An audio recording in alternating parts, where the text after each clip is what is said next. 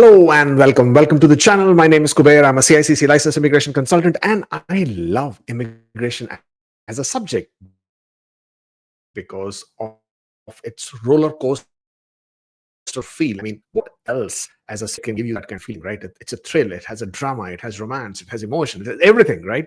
And a lot of action, by the way. Uh, it actually, if there was ever an imaginative Bollywood director, I'm sure they can do such amazing stuff with the Canadian immigration process. Don't you think so? But obviously there is a lot of grief, there is a lot of panic, there is a lot of stress, there's a lot of anxiety that comes along with the Canadian immigration process as well. And therefore, you should subscribe to this channel. What a cheesy line, but hey, it works. You should subscribe to this channel because that's where we tend to calm you down. You tend to give you the right information, the credible uh, processing updates, so that you are not misled, you're not misguided, you do not get into topsy-turvy moods and modes when you're your Canadian immigration application. Today is the uh, weekly roundup a day later because I was traveling yesterday and therefore while being on the flight obviously couldn't stream, and hence Sunday. And I'm thinking Sunday tends to be a bit better. Probably we'll have to take a look and see whether we can move Saturdays to Sundays and see if this is better than Saturdays. Not too many updates for this week, but there is something to talk about, and that is the new categories. Now, new categories for 2026. I mean, I'm not sure how many of you follow this. I mean, I do it because it's my profession, it's my passion, I love it.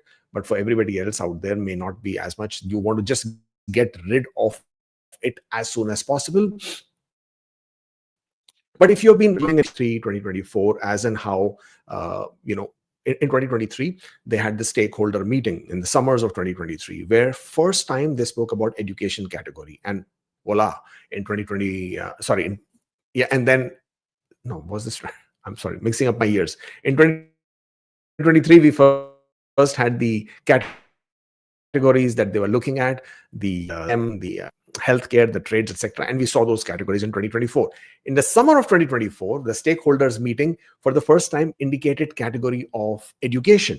And that's when we now saw the education category making a appearance in 2025. Now, in 2025 summer stakeholder meeting, a stakeholder decided seeing an introduction of new categories, which should give us some insight and as to what is in store for us for 2026. And therefore the new categories based on that, the discussions are ongoing. They will be ongoing from 6th of August, and they have been ongoing since 6th of August until September 3rd, 2025. So if you haven't participated, if you wish to get your voice heard, then please do make sure that you also hop onto the IRCC website, look for the consultations on economic priorities for category based selection and express entry. Just Google that, you will be able to find a link, and hopefully then obviously this is just a basic introduction. It talks about what is express entry, uh talks about, okay, somebody's saying, all right, hold on for a minute. Is there any issue in my video? Please.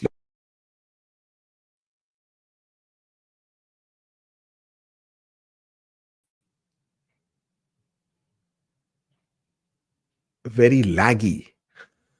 Oh, okay. Why would that be the case? Network seems fine, internet seems fine, nothing laggy. Oh yes, everybody's saying it's laggy. Interesting. Yes. Well, I apologize. Stream is on because, okay, everybody's saying it's lagging. So basically, it has to be my internet. Uh, Obviously, I can't do much about this.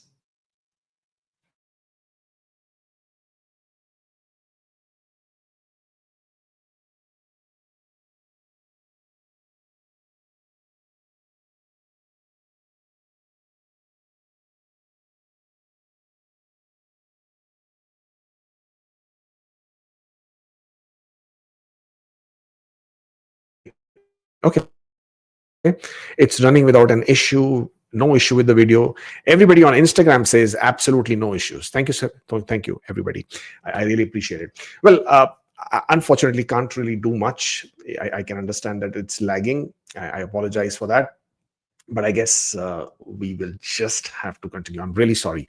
I hope the audio is better than the video, so at least you don't have to see my face, but still continue to hear what I'm saying.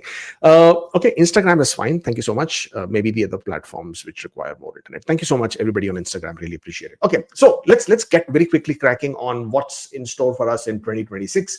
The categories, as they have already designed it, this will continue to change the whole spectrum of express entry. So what IRCC is looking from you is that you can enter your discussions, your views, your opinions on the website, on the IRCC itself, and therefore let them know what your perspective with regards to these draws is. But the background stays the same. There are three programs: the Canadian Experience Class, the Federal Skilled Trade category, and the Federal Skilled Worker program.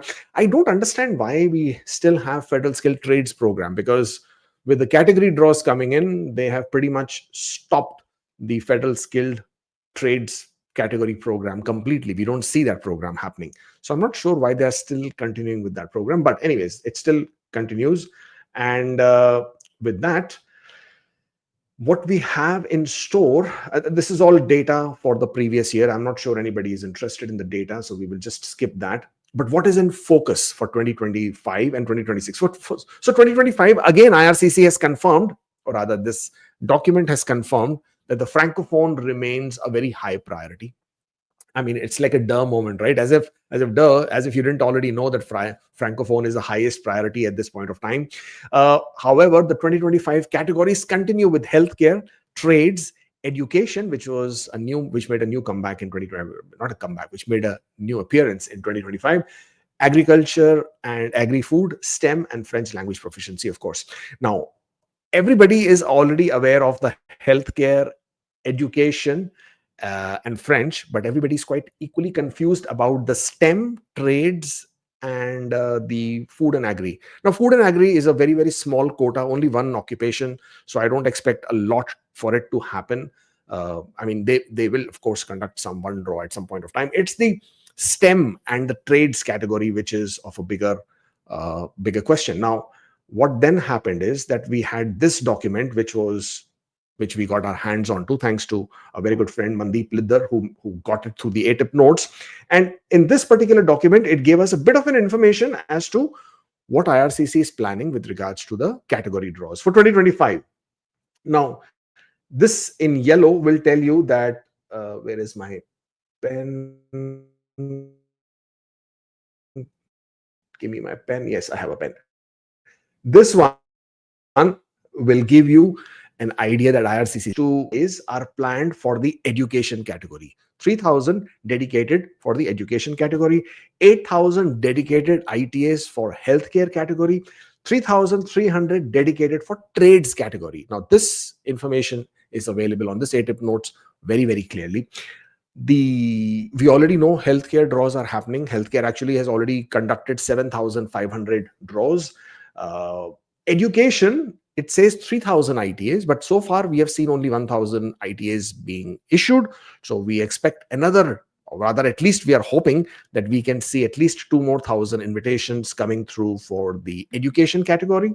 And then trades, so far we haven't heard anything at all, but it says 3,300 dedicated for trades. Dedicated means it is not that they are looking to invite these people under some other categories, or like, for example, somebody gets invited under CEC draw.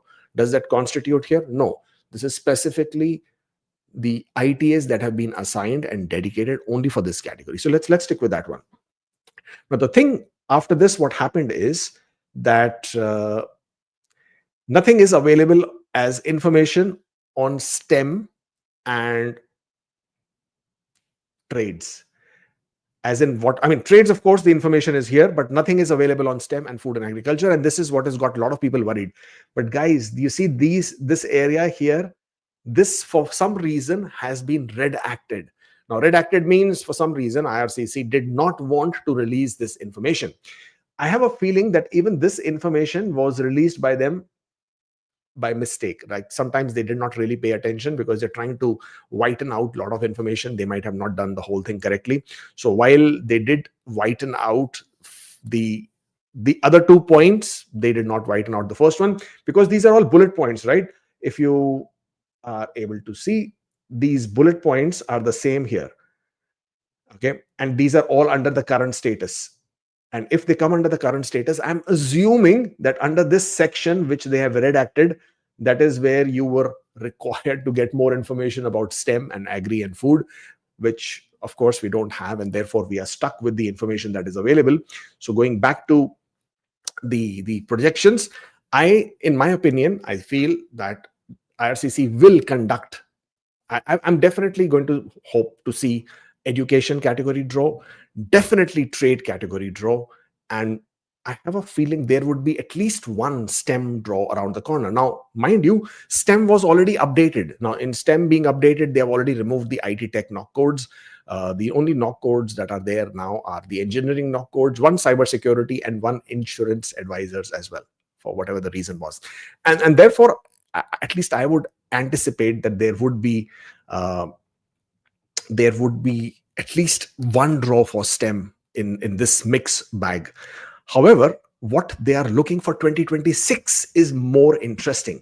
Now, obviously, what they want to continue doing is look at sustainable immigration levels. So there is a talk about obviously reducing the numbers. Obviously, already all of you are already aware of that.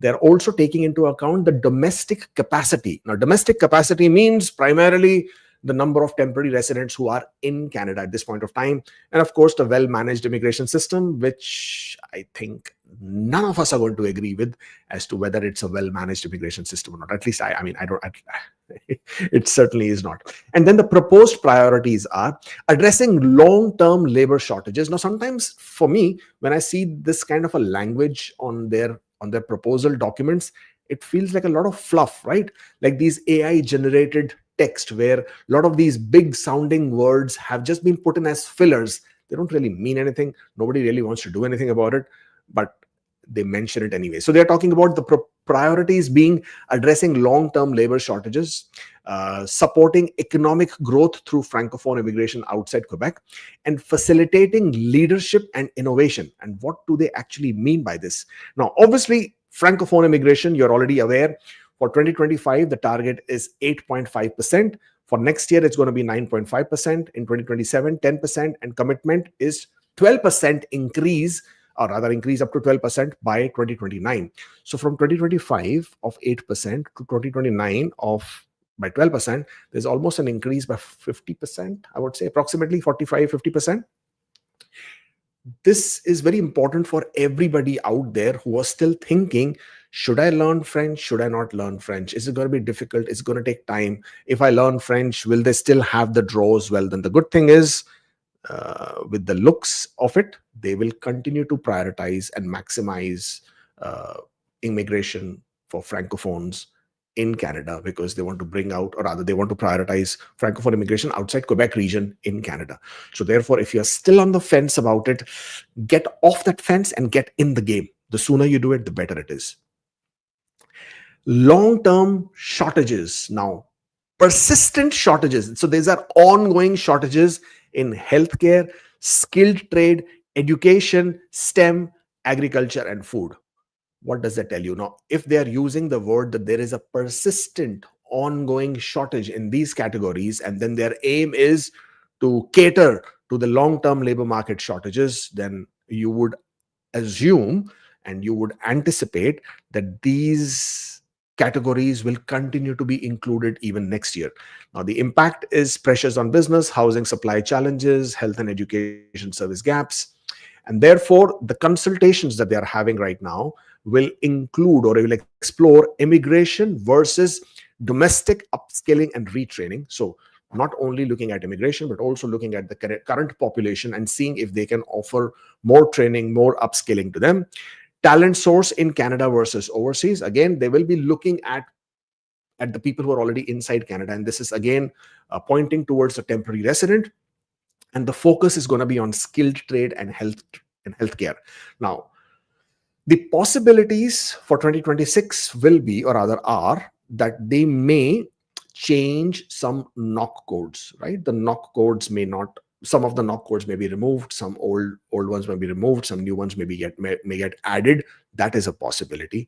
But the concentration is going to be on trades, healthcare, education, and STEM. So even in the coming year, this is continuing. These categories, it is anticipated they will continue to be there.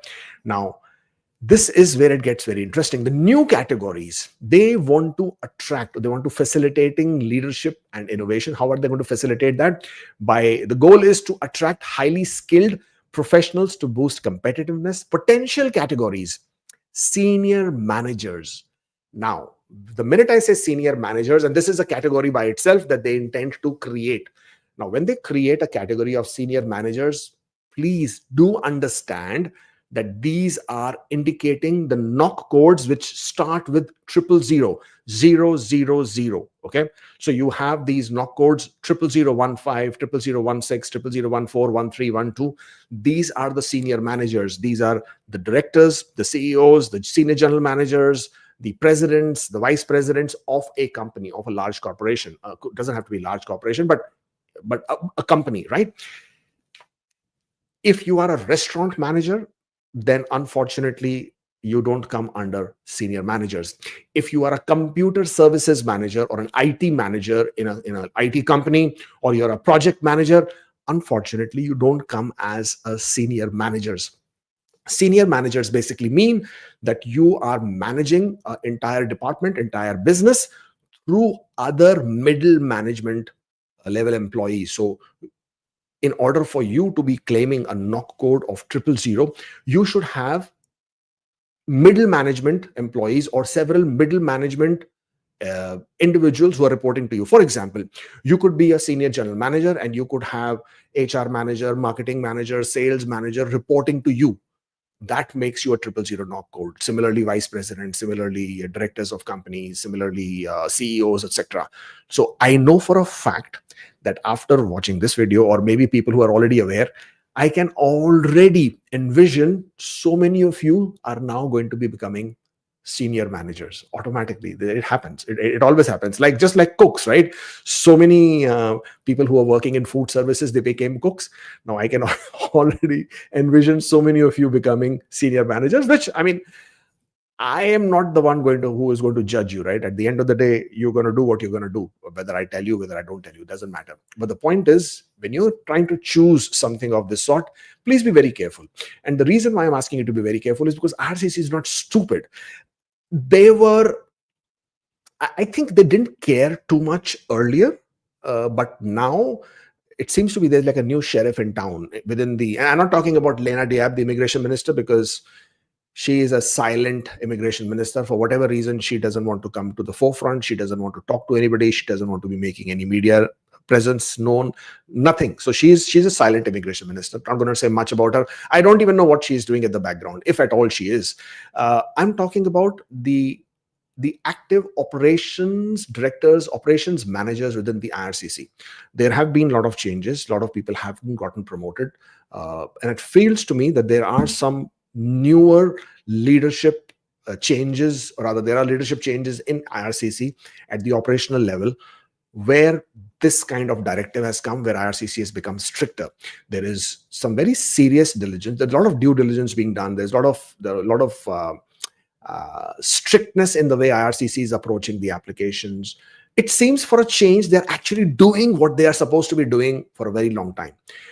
Fake work experiences, loopholes being identified and caught upon, documentations that people have been providing, fraudulent documents, fraudulent language test results, all of those are being clamping down. And therefore, the reason why I'm saying don't jump onto becoming a senior manager very quickly, because one of the requirements, I'm not sure if it is a requirement because it hasn't really been noted down by law anywhere, but there are federal court rulings and judicial review rulings which have indicated that in order for you to be a senior manager, of course, you should have middle managers reporting to you, number one. And number two is that you should have an organization chart, where approximately 50 people are reporting throughout different departments to you, you being head of that department, head of that company, so there should be at least 50 other employees. That number of 50 has been seen as valid and acceptable to the judges in federal court through several case laws. So there have been instances where people have been able to get 000 LMIAs. I'm sure you know that 000 LMIAs used to get you 200 points in the past when you get points for arranged employments in LMIAs.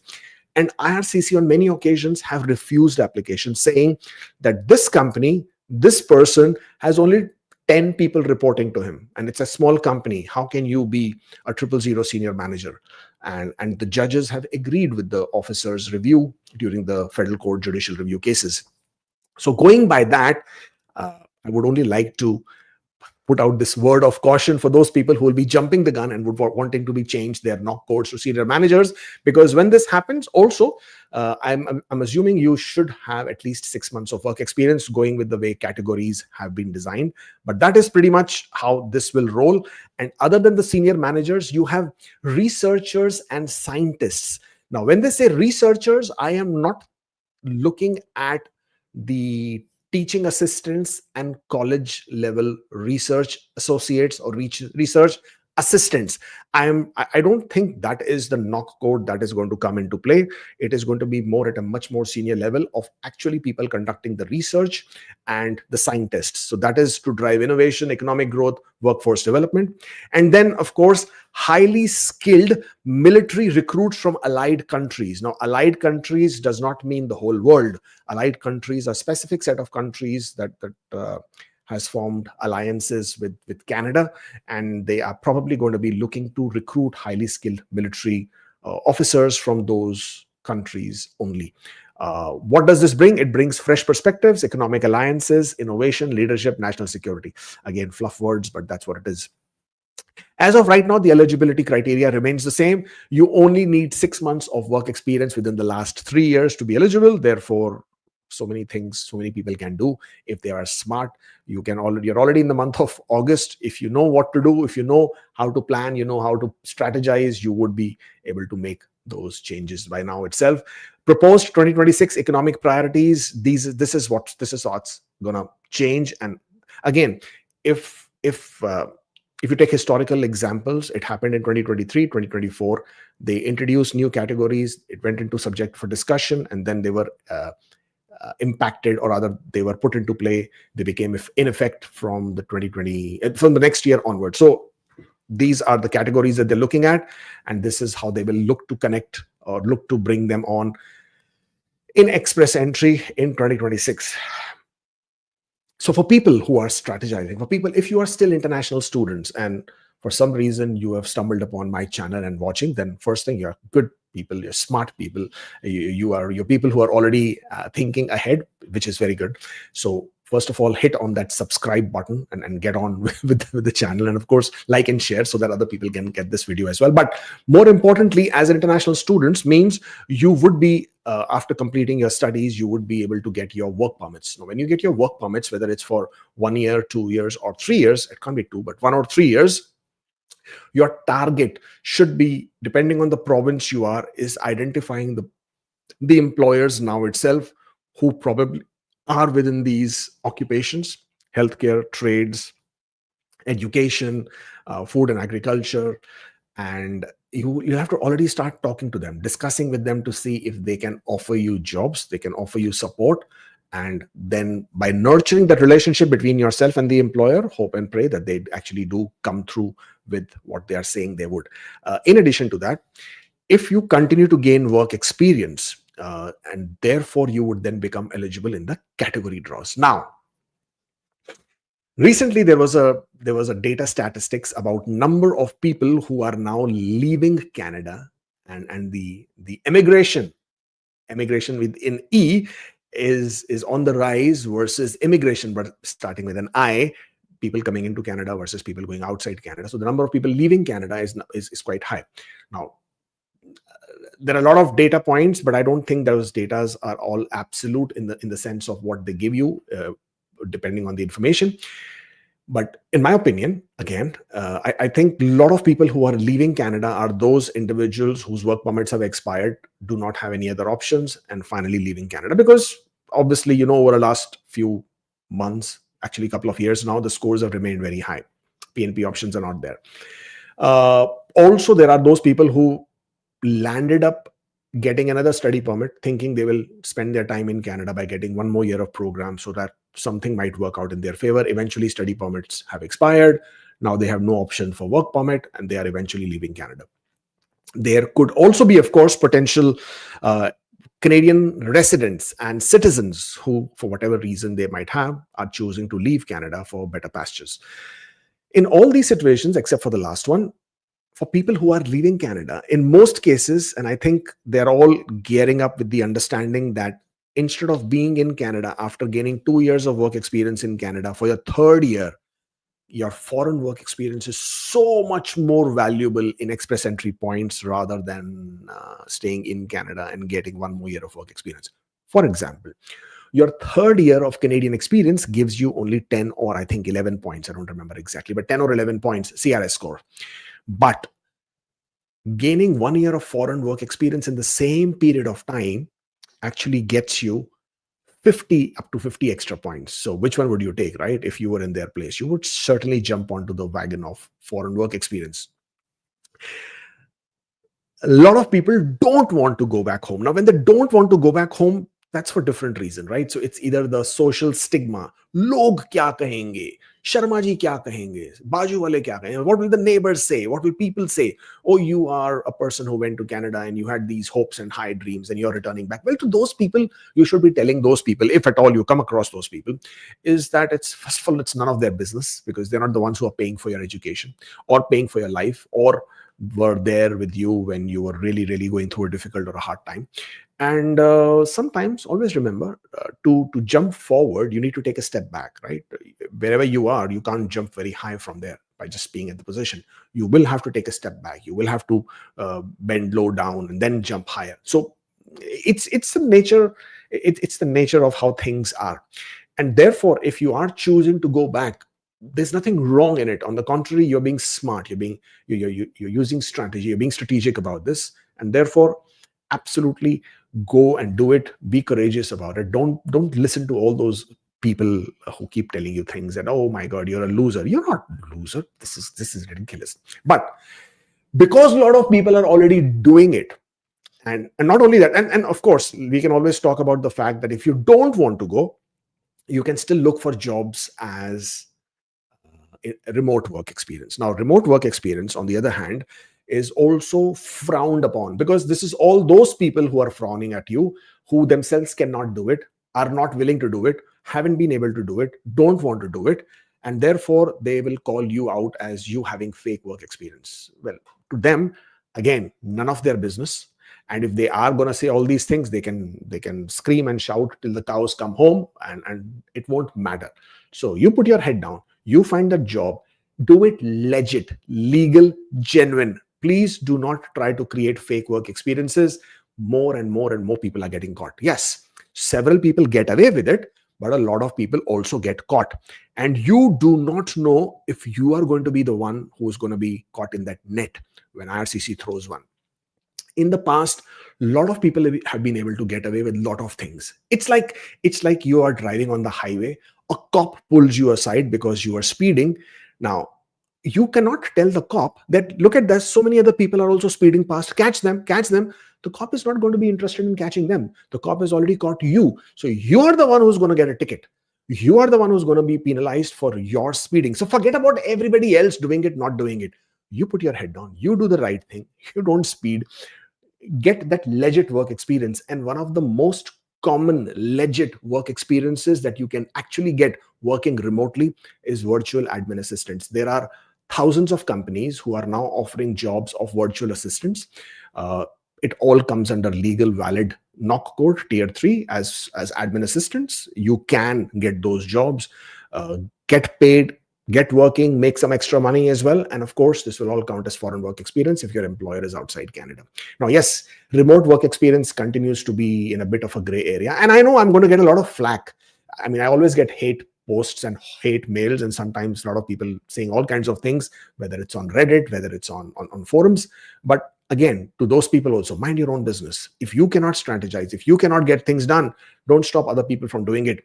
I am not advocating, promoting fake, illegal stuff. I am telling you, within the purview of the law, within the segmentation of what the law allows you to do, this is what you can do.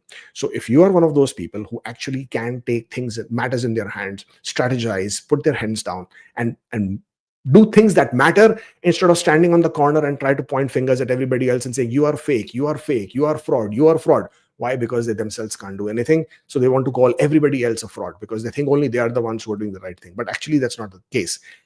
In their case, they are just whining.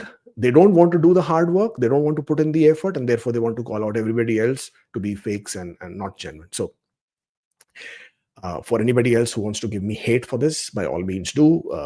As far as I'm concerned, if it is legal, if it is legit, if the law permits you to do it, you should do it if it gets you the advantage. If you can get 6 months of work experience, legal, legit, genuine work experience, which makes you eligible in a category, do it. Because that's what IRCC is saying. That's what they want. They are saying if you have 6 months of work experience, then you are eligible in a category draw and you will get through.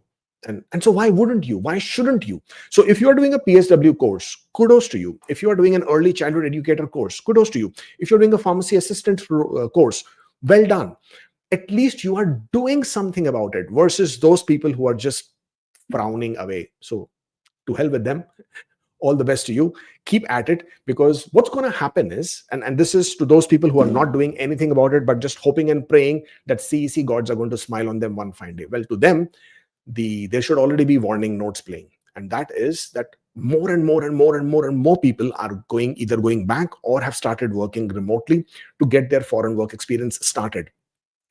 All these people are going to add between 38 to 50 points in their express entry scores, and when they do, don't expect the CEC scores to come down. It's not going to happen, because as you can already see, more people are entering the pool, more people are getting that higher scores.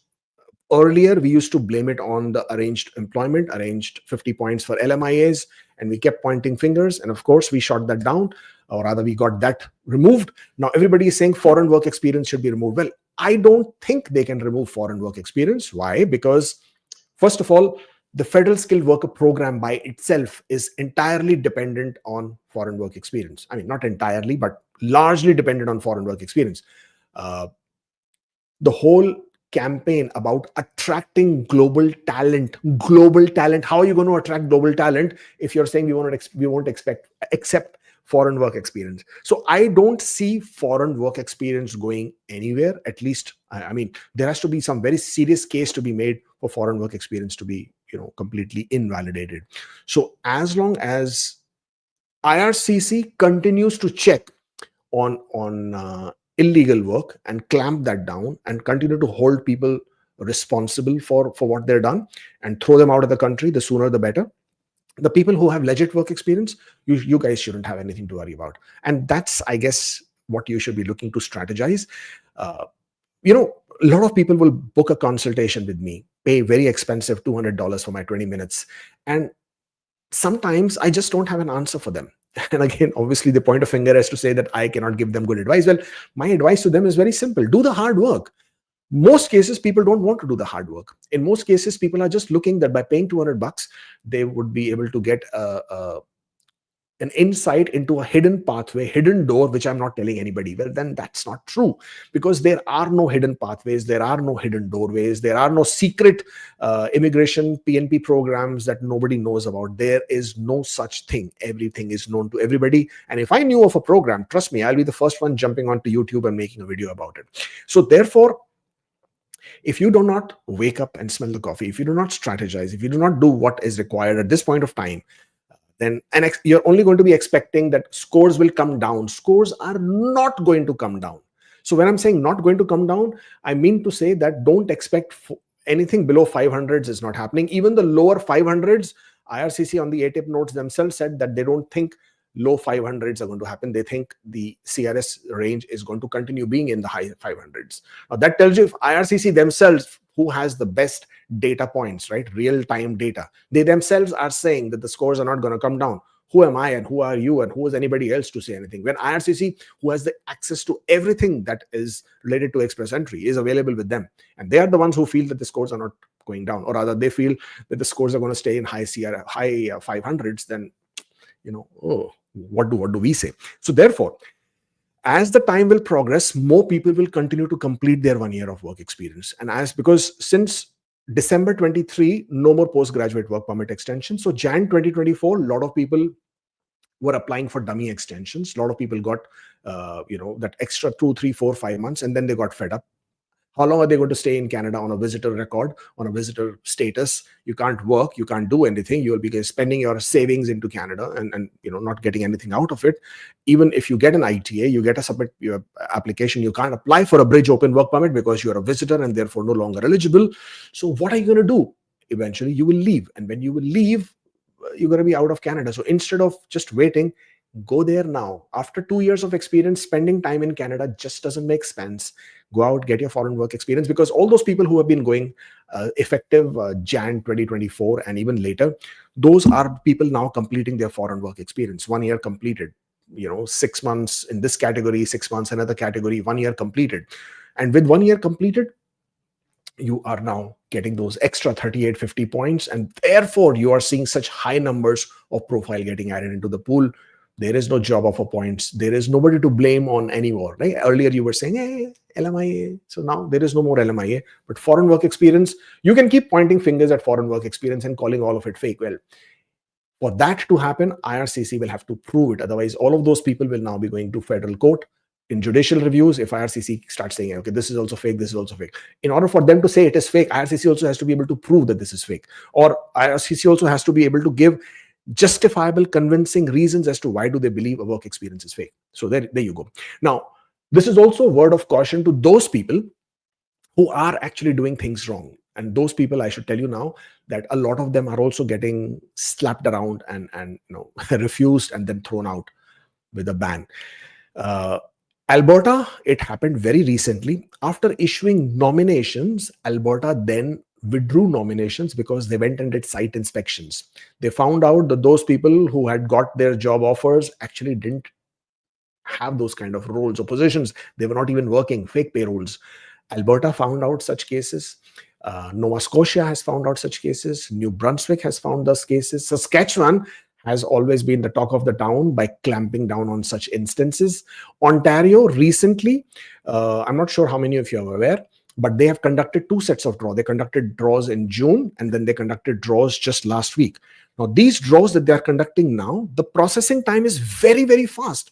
So these are all international student stream, foreign worker stream, employer job offer foreign worker stream. And the nominations were coming in a month and a half. But all those people who have been waiting since April of last year, April 2024 onwards, whole of 2024, those people are still not getting nominations. People's applications are being cancelled. Some of the knock codes are not being considered as in priority. Applications returned. Not only that, Ontario has been sending out procedural fairness letters. Ontario, they don't call it procedural fairness, they call it intent to refuse letters, asking for more information, asking about their employment. They have also been making site visits. So as you can see, overall, more and more authorities, provincial level and federal, are getting more active. People who have been cheating in their French language, getting fake French language tests, well, those people are also getting caught. They're being invited for an interview. They're having 4 interviews in French, and obviously when you mumble, yeah, well, it's not really going to work in your favor, because then they're asking you to come for an interview, and when you go for an interview, they are taking away your passports and then telling you that you should be on your way out because you are now got a 5-year ban for misrepresentation. Other than that, there is another big one I wanted to tell you, and that is the study permits, right? So during study permits, a lot of people, and I've been saying this, I don't know how many times I must have said it, a lot of people during study permits did not show their work experience. Why? Because the agent said, don't show it, you will not get approved. Or they gave them fake work experience to fill in their gaps, or their legit work experiences, or in some cases, their legit education was also not included. But you know what? You as an applicant were party to it. You were willing to do anything that takes to get your study permit approved. Well, my friends, that was material intentional misrepresentation. You chose to withhold information. You chose to lie on your application. And now in Express Entry, because you get more points for masters and you have one which you were hiding, or in Express Entry, you get foreign work experience points which you were hiding, and now you want to show it because it gives you more points. But you're saying, oh, but it is genuine. Oh, it is genuine. I can prove, I can show you the documentation. The point is not about it being genuine. The point is that you lied in your application. The point is that you chose to withhold that information. Had you informed IRCC before, maybe depending on what you were doing, IRCC may have not given you a study permit at all. You intentionally chose to misguide the visa officer into giving a different decision. Therefore, you were misrepresenting. The point is not the fact that your work experience is genuine. The point is not that you have genuine documents and you have the bank statements and the income tax returns. That's not the point. The point is you lied. And because you lied, IRCC is now catching up. And while in the past, such people did manage to get through, I agree. I have seen several instances of that happening. But recent past, procedural fairness letter comes knocking on your door sooner than you can imagine. Procedural fairness letter for fake work experiences, procedural fairness letters for fake language test results, procedural fairness letters for spouse not accompanying, and you giving some very silly excuses that my spouse doesn't feel like getting a PR. Well, if he doesn't feel like getting a PR, why is he in Canada? Why doesn't he go back already? So if he doesn't feel like, you did get their spouse open work permits, the spouse is in Canada, and now you're saying not feel like. And then you have PFLs for not showing your work experience in your study permit or in your past applications. There was a very good one where a person who in their visit visa applications showed themselves as self-employed managers, or sorry, self-employed business owners. And then they managed to get an LMIA somehow here, and then they got the Canadian work experience, and then in their foreign work experience, without realizing what they showed in their visit visa, they showed themselves as some professional or some occupation in some company from where they got cash salary certificate and fake documents. And they thought whatever they've written in their visit visa application, of course, they forgot. But IRCC didn't forget. IRCC picked up that information on the visit visa and said, hey, you know what? In your visit visa, you said you were doing this, and now you are saying you were doing this at that point of time. This doesn't match. You better explain.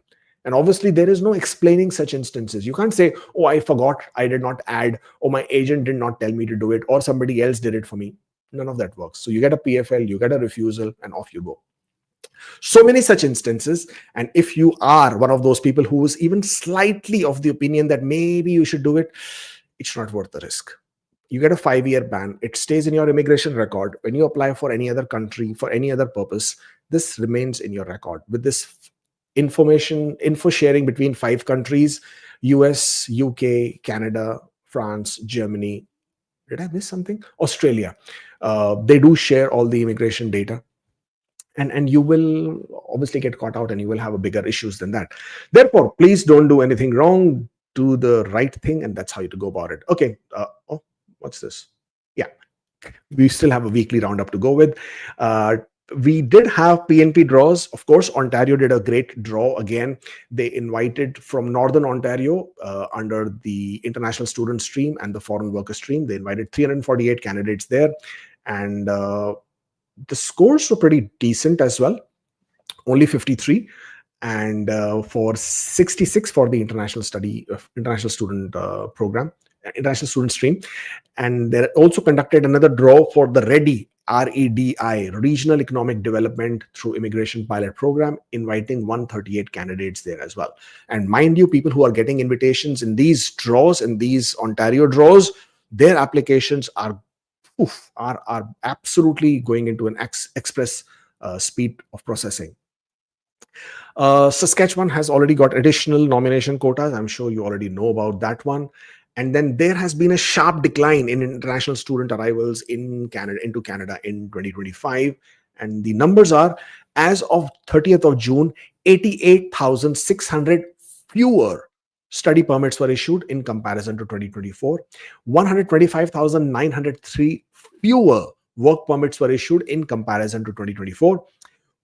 As of June 30th, 2025, there are 500,000 individuals only holding a study permit, means that many international students are still around in Canada. And there is 1.5 million people who are holding only a valid work permit, means they must be holding a spouse open work permit, or a postgraduate work permit, or a closed LMIA work permit, or a closed ICT, or a C20 or a C51 work permits. There are 312,000 people who are holding both a study and a work permit. So overall, there are roughly 2.3 million people who you are competing with if you're looking at permanent resident options. And in spite of the decrease in these new arrivals, the biggest share of people who did become permanent residents were the temporary residents. So people who are inside Canada. More than 100,000 people who are inside Canada actually became permanent residents through different through different PR programs.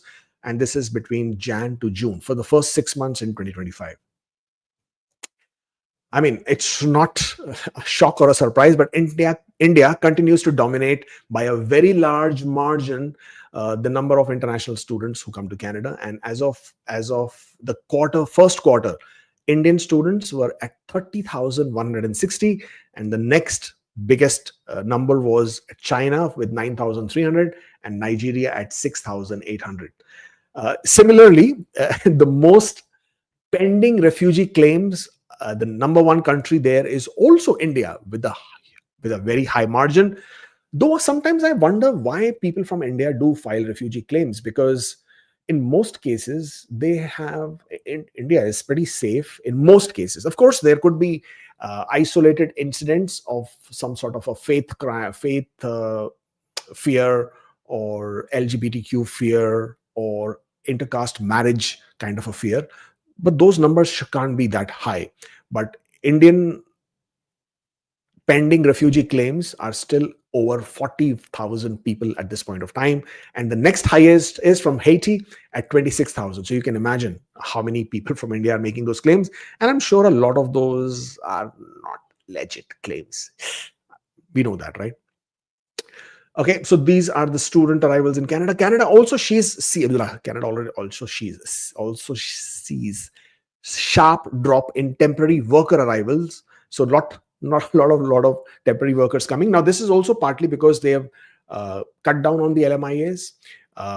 Also, spouse open work permits are no longer that easy to obtain, and that has also resulted in fewer work permits being issued.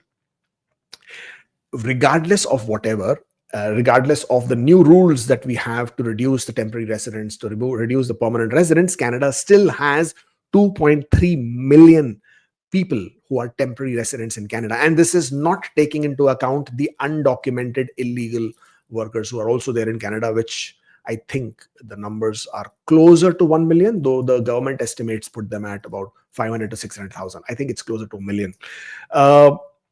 Now, when you look at 2.3 million people who are in Canada, of which 1.5 million are holding only work permits and another 300,000 holding work permit and study permit, which tells you at any given point of time, if you are looking for PR pathways, if you have PR aspirations, you are competing with 2.3 million people at any given point of time. Okay, and that will continue to be a huge number. So 1.5 million people who hold a work permit, 300,000 who hold a work permit and a study permit, and there are another 500,000 people who are gearing up to get into the pool as soon as they can. Well, that's basically all that I have for you for today's episode of Weekly Roundup. Do connect with us on the social media platforms. We are everywhere. Okay, and while you're here, hit on that subscribe button, hit on that like button, so this can go out to more and more people. If you wish to book an appointment for consultation one-on-one, askkubeir.com/appointment. But if you're just going to find out, look for your pathways, I'm telling you today that there aren't too many options, and whatever pathways there might exist, they're all difficult. You are competing with 2.3 million people. Your options are going to be largely French, or getting a PNP support, or improving your scores, or going back to your home country to get foreign work experience. These are the only options. Trust me, even after spending $200, this is pretty much all that I could tell you. Therefore, save that money if you're just looking for pathways. Otherwise, if you have complex issues, if you have issues in your application, you need clarity. You need to figure out what exactly works better for you in your options that you already have. By all means, that's the link. Book a consultation. Very happy to guide you with this one. If you wish to hire immigration practitioner, immigration consultant, then my name is Kubeir Kamal. I'm a CICC licensed immigration consultant. And yes, we do offer complete immigration services. Support at askkubeir.com. That's our email address. By all means, drop us an email if you're looking to hire an immigration consultant. Now, cause consultants got to make money. Of course, everybody's got to make money, right? I mean, just like any other profession, everybody has to do what they have to do. But let's start taking a look at the questions. Sorry, Gemini, nothing here. First question, can a bank account in my home country be shown as proof of funds? I have around 7,000 held in bank in stocks and shares. I'm a candidate for PNP. Yes, you may show proof of funds in any country, in any currency. It doesn't matter. However, the funds should always be movable assets, preferably, which can be liquidated for cash on demand and on face value. Therefore, mutual funds, stocks, shares, bonds are not always acceptable for IRCC. They may be acceptable for some PNP programs, but for IRCC, they are a bit more stringent with that one. With spouse, CRS 517, without spouse 540, postgraduate work permits expires on 20th of September. Should he apply? I'm not saying who is he now. Should he apply dummy extension to get PR or for both, or should he get alone PR first? Is dummy extension legal, or can he get 5-year ban? Dummy extensions, first of all, it's not about legal or illegal. Dummy extensions, by the word itself, tells you that it's dummy, means you are making an application for something which you are not eligible. So as of right now, we haven't seen any bans or misrepresentations coming for dummy extensions. At least I haven't seen anything. If you guys have, drop a note, because I'm sure you won't find anything. The law allows you to get the maintained status, and that is where the people are taking the advantage of that loophole, if you want to call it, legal loophole. Law says if you make an application, you are on maintained status. And therefore, people have jumped onto the wagon and applied for that extension. But it's not illegal in the sense like you can't get a misrepresentation ban as long as you're telling IRCC what you're trying to do. Now, as far as should he apply for both or should he get alone PR first, I do not know what you mean. But if you are showing yourself as spouse not accompanying, you better have a good reason. And think about it. If you're applying for your spouse's open work permit and then showing yourself as not accompanying, how will that justify to IRCC? How can you tell IRCC that your spouse does not want to immigrate to Canada, but you still want to apply for a work permit for your spouse? It just doesn't make sense. And your questions also, I'm very sorry to say, but you're asking me to with spouse or without spouse. So you should be able to make up your mind.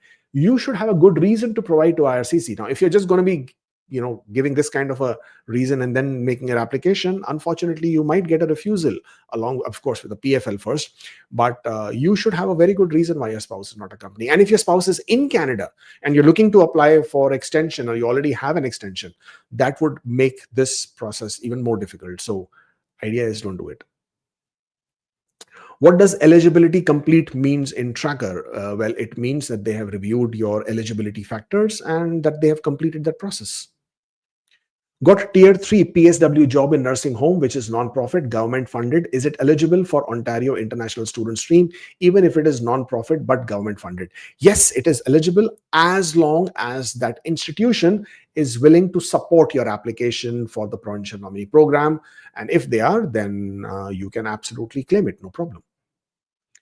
On dummy, how to get bridge open work permit post ITA? Nothing's online. Again, you're asking me about dummy. I just told you what is happening about dummy.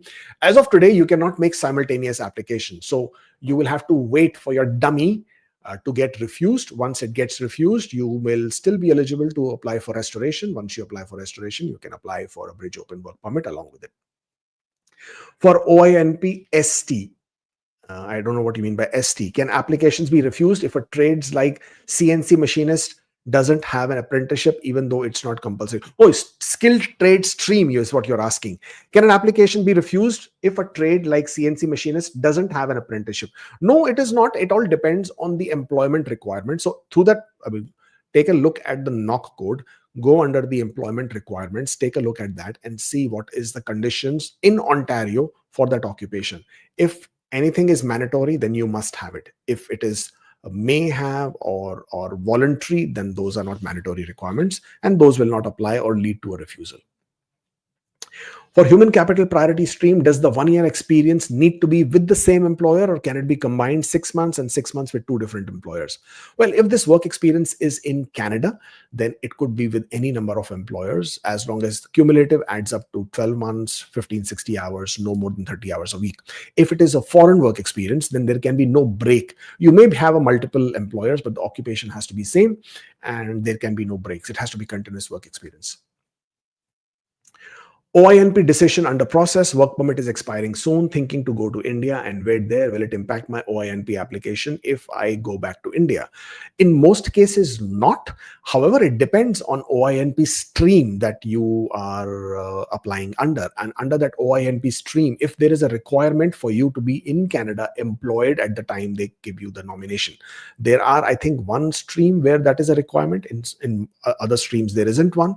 But always look at the OINP page. It does give you the information as to what they expect in terms of your legal status in Canada. My express entry profile, primary knock code is 1 year continuous CEC experience. After returning to my home country, can I work in two different knock codes for it to count as 1 year foreign work experience, one after another? Yes, you can. Once you become a Canadian experience class, thereafter, if you gain foreign work experience in different occupations with a different employer, you can have multiple work experiences. Cumulatively, they will still add and count as 1 year of foreign work experience, provided they are all paid and under tier categories 0, 1, 2, 3. And for people who are suspect about this and suspicious as to how can it be multiple occupations because it should be continuous, no, it does not need to be continuous, because IRCC ministerial instructions that govern the express entry under section 25, which defines the foreign work experience in combination with Canadian experience. The definition gives you the fact that this can be under multiple knock codes, multiple employers during multiple periods of time. It's not a problem. Prabhat Gautam says, place eligible as it is non-profit but government funded. Yes, it's not a problem. At the end of the day, I just explained to you, as long as they're willing to support you. Got ITA in healthcare, spouse is unaccompanying due to labor contract in UAE. She got spouse open work permit refusal before for weak ties to India. Can't add her now as no time for West. Unsure to proceed or decline. Well, if you can explain why your spouse is not accompanying, then you can proceed. If you can't explain, then you can't. But it will sound very strange to IRCC that you've already tried to apply for open work permit for spouse, means your spouse does want to come to Canada. So why is it that you are now showing your spouse to be not accompanying? Now, if you have a logical, convincing reason as to why your spouse is not accompanying, then you may still proceed. Also, remember that if you've got an ITA in healthcare category, there might not be too many draws that might happen for healthcare in this coming year, in this year. And of the draws that might happen, the number of invitations could be low for healthcare. And if that invitation numbers is low, the scores might be high. And if the scores are high, you may not get invited again. So therefore, before declining the ITA, be very cautious, be very aware of what may or may not happen in future. I've been working as an integration engineer, recently promoted to a software engineer. Roles are still the same and fall under 21232. Do I need two different reference letters? Yes, you must indicate two different occupations in your work history, and hopefully your employer would also indicate different titles and would indicate different roles. And if the roles were the same, then the employment letter can say very clearly that your roles and responsibilities were the same throughout your role with the company. 1 year, 10 months experience for a Canadian employer, 4 months are remote.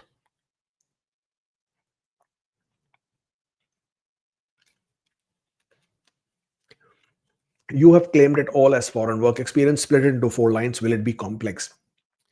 It's not your job to worry about the application is complex or not. It is the officer's job to figure out what they need to figure out in terms of information to give you proper points.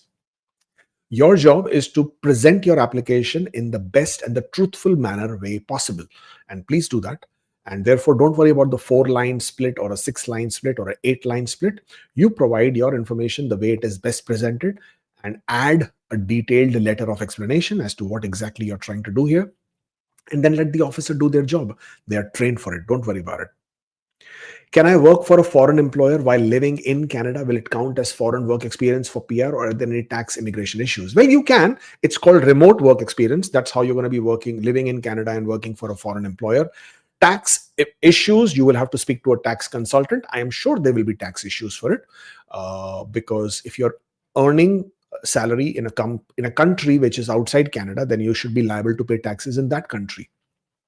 And as far as Canadian taxes are concerned, only a tax consultant can guide you in a better manner. But yes, it will count as foreign work experience. Can equity shares be shown as proof of funds? They are not encouraged, and the reason for that is because they do not have, or they are they are subject to speculation, and therefore their value is not constant. Work permit expiring first week of April. When to apply visitor visa? Visitor visas, you can't apply for a work permit. I mean, you can apply, but you will get a visitor visa only for the duration until the expiry of your work permit. I think what you're asking me is a visitor record. Huge difference between a visitor visa and a visitor record. Visitor visa is what is stamped on your passport, and it allows you to fly into Canada or travel to Canada. Visitor record is your change of status document. So you can apply for your visitor record anytime before the expiry of your status, work status in Canada, even few days before the expiry. Could you please clarify Francophone permit requirements? I'm currently working in supply chain and my company is willing to pay the fees. I'm residing in Mississauga. The primary and the most critical requirement for a Francophone mobility program is that you need to have language proficiency in French, level NCLC level 5 in speaking and listening. What you get in reading, writing doesn't matter, but speaking, listening should be level 5. And that you should have a valid job offer from the employer in Canada. It doesn't matter whether this job needs French language or it doesn't need, or the employer is a French speaker or not, or anything else to do with French within the job is not a requirement. You being able to communicate in French is a requirement. NCLC level 5, speaking and listening only. And the employer will pay the fee of $230 compliance fee by creating an online job offer on the IRCC portal. They will share that with you. You will have to, of course, as part of your application, show that you have the background in terms of education and the past work experience to be able to do this job. And if you are able to provide all those documentation, then you should have a good chance of getting an approval for your closed work permit under the Francophone mobility.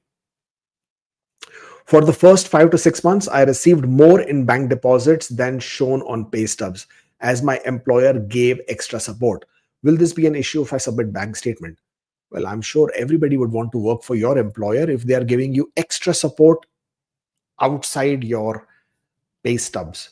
Well, you will have to be able to explain why is that extra support and why wasn't it disclosed to CRA. This can be tricky. But as far as IRCC is concerned, for your Canadian work experience, you are not required to provide you're not required to provide bank statements upfront. You only need to show your pay stubs, T4s, notice of assessment, employment reference letter. Very rare cases do they ask for bank statements. And if they do ask you for one, then you will have to be able to be in a position to explain what those extra funds are for. Back home, I have a joint account with my mom, approximately 7,000. Is joint account acceptable, or should I transfer it to single account? Well, the best thing to do would be to remove your mom from the bank account. So that way it will no longer be joint and it will be a single account. That is the best thing to do. Alternatively, you can get an affidavit from your mother stating that she has no objection to you using the funds and that you have free access and complete access to the funds in that account. For work experience, has all documents except the bank statements as payment received in cash. However, experience was shown in study permit and work permit. Canadian HR isn't providing a proper experience letter for CEC. What to do? Well, to the first one, I don't know what the question is because there is no question there. Second one, if Canadian HR is not providing an employment letter, well, you are in the same boat that you would be for any employment position where the employer is not providing one. You can't really do anything much with this except for requesting one. If you don't get it, document everything, then approach your manager or your supervisor, request them to write it in their personal capacity and then get it notarized. You can ask the HR of the company to give you the job description. You can look at the online job portals, job boards to see if they have advertised that position, to see the job description.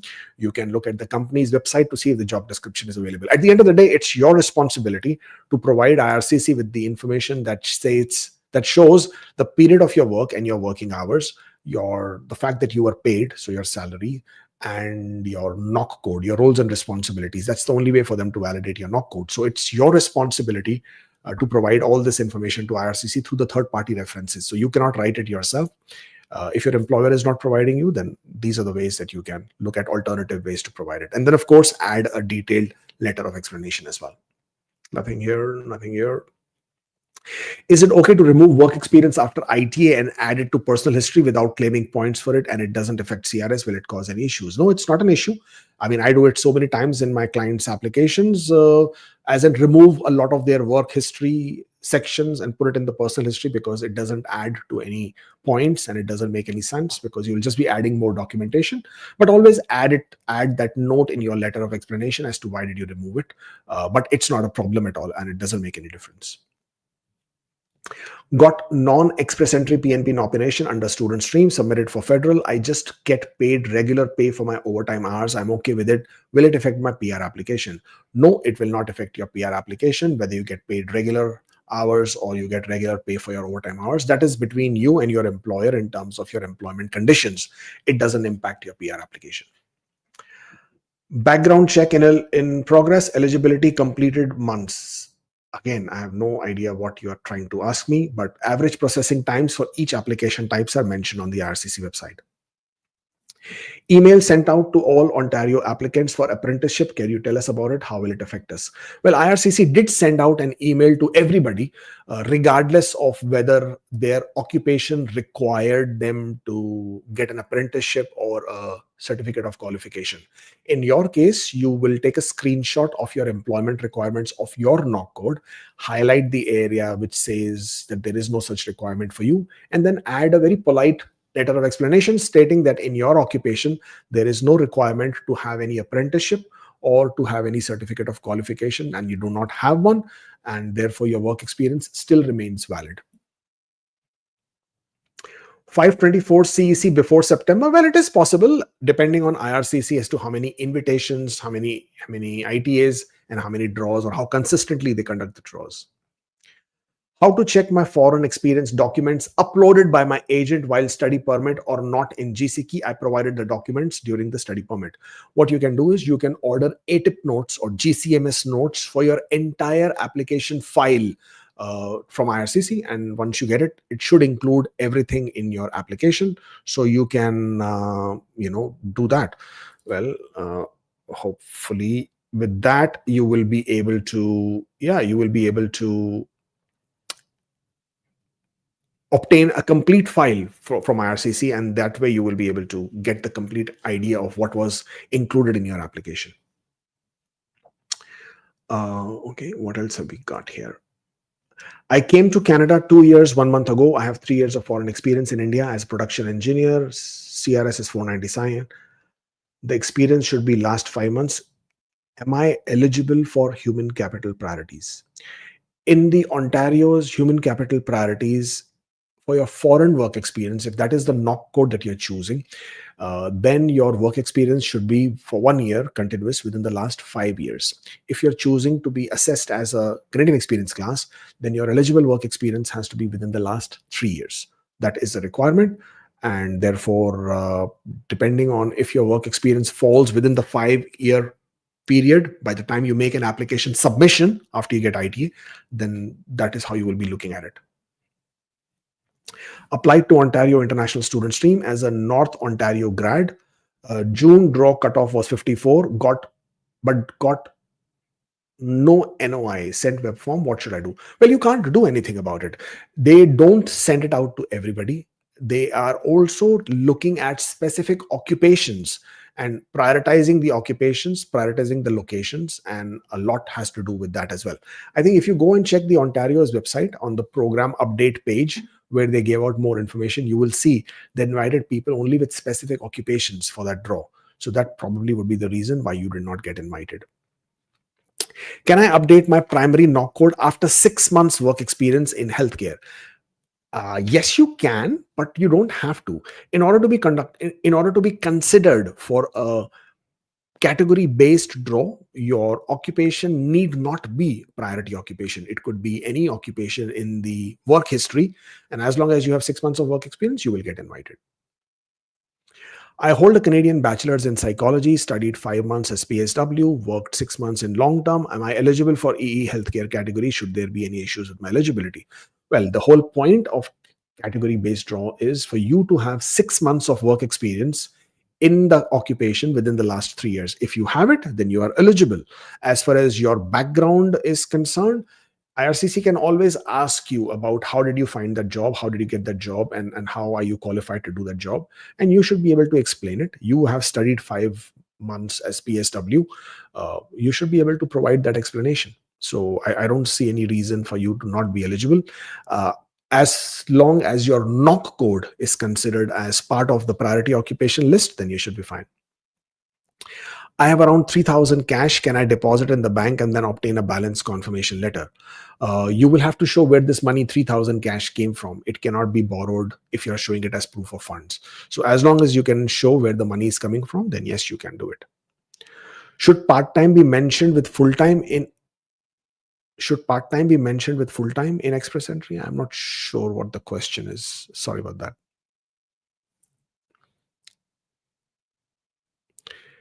Okay.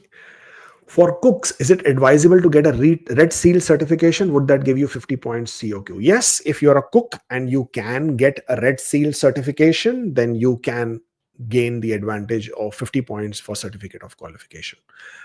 It's not a mandatory requirement for you to be eligible as a cook, but if you can get the certificate of qualification, it gives you extra 50 points. Nothing here. Do I qualify for healthcare at the start of the 6th month or only after completing it? Well, the system may make you eligible at the start of your 6th month period, but you should submit your application only after completing that period of work. Is Francophone C16 with NCLC is still active, as the same was about to close on June 15th? Yes, C15 Francophone mobility program work permit is still valid, is still operational. That program is still working.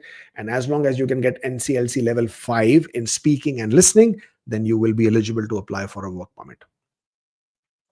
Can I work for an Indian employer during my master's? Will it count as additional CEC points? Will I have 1.5 years experience at work permit expiry next May and master's starting next May to have BCom from Canada? I'm not able to really get the gist of what you're trying to say. But if you're studying in Canada and working at the same point of time, IRCC may not give you the points. Number one. Number two, working for an Indian employer does not constitute as Canadian experience class. So they do not give you CEC points. They may give you foreign work experience points, but when you're studying, there is IRCC has this. So that comes into another big gray area. While you're studying in Canada, it says if you're studying in Canada, you can't be working. I mean, any work experience that you have does not give you points. It doesn't differentiate between foreign work experience and Canadian experience. So I've seen one refusal on that one where somebody tried to claim points for foreign work experience while studying in Canada. But by and large, that continues to be a bit of a gray area. I've completed 1 year in healthcare category, now planning to move to New Brunswick or Nova Scotia. Is it good move? Well, it depends entirely on you. You can choose to move to any province as long as you have checked on the PNP programs and the streams to see if you are eligible. In all the provinces, most of the provinces, you will need to live there for a specific period of time and have an employer who's going to support your application. If you can find that, then yeah, by all means, go for it. About revenue requirement, Ontario employer need 5 lakhs, but non-profit does not have its own revenue. The nursing home is non-governmental but is supportive for documents. Does it qualify? The employer will have to qualify for all conditions, regardless of whether it is government supported or non-profit. Even if an organization is non-profit, they can have revenue. It's not necessary that so non-profit does not mean non-revenue generating department or a non-revenue generating company. So if your company is not generating any revenue, then unfortunately that company may not be eligible. My husband is not sponsoring me for PR. I submitted my expression of interest, mentioned my marital status, but mentioned he is not accompanying. Is it correct? Uh, yeah, I mean, if your husband is not accompanying you and you have a reason for it, then yes, that's how it be. Though I'm not very clear about your question. Uh, my husband is not sponsoring me for PR. I mean, unless your husband is a Canadian permanent resident or a citizen, then you will still mention your marital status as married and you will show your spouse is not accompanying. That's the right thing to do and right way to do. On work permit maintained status, work permit would be refused. Can I apply for study permit while being in maintained status and in Canada? Yes, you are eligible to apply for that. So, yeah, you can. Currently working, work permit is expiring soon. Applied for study permit. Meantime, can I continue to work after my work permit expiry before receiving the study permit? No, you cannot. This is not maintained status that gives you authorization to work. You are on a work permit. You are applying for study permit. It's change of status. This is not you applying for another work permit. So you have a maintained status to continue residing in Canada. You do not have authorization to work. So please do not work after your work permit expires. If tracker shows eligibility completed, means IRCC already checked and education related documents, letters, pay stubs, background check is still in progress. If your tracker is showing you eligibility completed, then IRCC should have completed the process of checks. Does not always mean that you are passed. And IRCC can always go back into the eligibility and recheck or reopen if they still have doubts or concerns. Background check is still in progress, so your application continues to be in progress.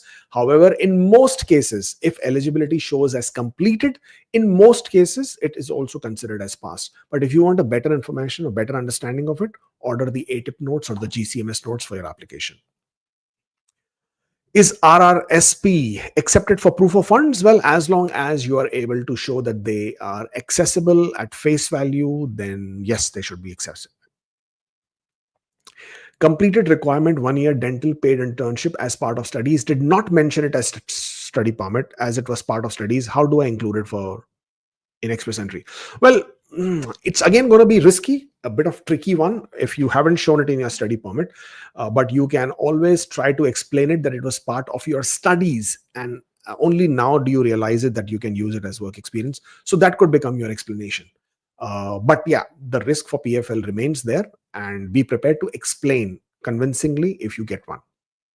1 year rental lease and phone bill are enough for common law, having lived in the past, not living together right now at time of application. But if you're not living right now together, then that's a problem because that could be considered as break in relationship. If you have been living in the past and have been common law but not living anymore together, then as I said, you may no longer be in a common law relationship. And if you're not in one, then you will not get the points or the eligibility or whatever else you're looking to do. But 1 year rental lease and phone bills, just these two are not enough. Much more is required. But yes, these can be some of your supporting documents. Should I mention part-time experience along with full-time experience while creating express entry profile? If you're claiming points for it, yes. If you're not claiming points for it, no, you don't need to. You can then show it in your personal history after you have received your ITA. That is a part-time experience. My work permit expired in April. Up to what time I am eligible for CEC? Thinking about gaining foreign experience. What programs am I eligible for? Well, I'm not talking about what programs. You can be eligible in CEC with higher points with foreign work experience. After you have completed 1 year of Canadian experience, for 2 more years, you will continue to be in Canadian experience class. So your 1 year of work experience has to be within the 3-year period. So 3-year period, 1 year has to fit in. So after you have completed 1 year of Canadian experience, for 2 more years, you continue to be CEC. I have 1.5 years of work permit left. Is it good option to move into early childhood educator streams? Well, why not? As long as you can gain the work experience, you can get the PNP benefit, you can certainly do it. During my master's study in India, I worked full-time in my field. Will it count? Does Canada Life support OINP, financial specialist? Not good. I do not know whether Canada Life supports OINP. You will have to check with the employer. While you were doing masters in India and you were working, that work experience counts. Yes, absolutely eligible. Hopefully, you should have shown it in your study permit as well. But studying and working outside Canada, both counts for points. PGWP about to expire. Can I go for masters or should I go for some business in Alberta and apply for extension? Best option, well, this time is too short to look for options and give you, but can you apply for masters? Yes, you can apply for masters. You won't get another postgraduate work permit after that. Working for school division and contribute 8% to defined contribution pension, which I can access on termination. On termination, it will be transferred to RRSP. Can I show it as proof of funds? It's going to be difficult, but your because with your employment, if there is any kind of any cause for termination, then you no longer have access to certain funds. But you will need to get a letter from your employer, which will say that these are the amount of funds available to you as definite assured pension. And if they give you that letter, then you can use it. 6 months early childhood experience will be completed in November 15th. If I add this in express entry profile, will I become eligible on November 1 or November 15 to get IDA? Well, your profile is, your work history is only as per month year. So when you enter the information as per the month year, then you become eligible once that month is reached at the 6 month point. So yeah, just on the 1st of November, you will become eligible. Nursing home generates funding from the government and it's well over 5 lakhs. Also non-government owned and non-supportive. Will it be eligible? Well, you've asked me this question so many times and I will repeat this again. The employer will have to establish that they have income. How they get the income doesn't matter. And as long as they have financial documentation to prove that they have the income, only then will they be eligible. Last question. I'm working 20 hours per week in healthcare. How long do I have to work to qualify under health category? As soon as I complete 780 hours. Yes, 780 hours. Once you complete that, that will probably be in your 8th month. And with that, you will be able to claim yourself as eligible in this category. In my express entry profile, should I mention my Canadian student work experience, asking so that IRCC does not say I misrepresented? No, you don't need to mention your Canadian student work experience in your work history. You will mention it in your personal history after you get your ITA. It is not misrepresentation. You're just not claiming points. It is mentioned in your personal history. You're not hiding. You're not lying. You're not withholding any information. That being said, this comes to today, and this brings to my today's episode to an end. Thank you so much for joining in. Don't forget to subscribe to the channel. It's really awesome. Thank you so much. Stay forever hopeful, and I shall see you next time.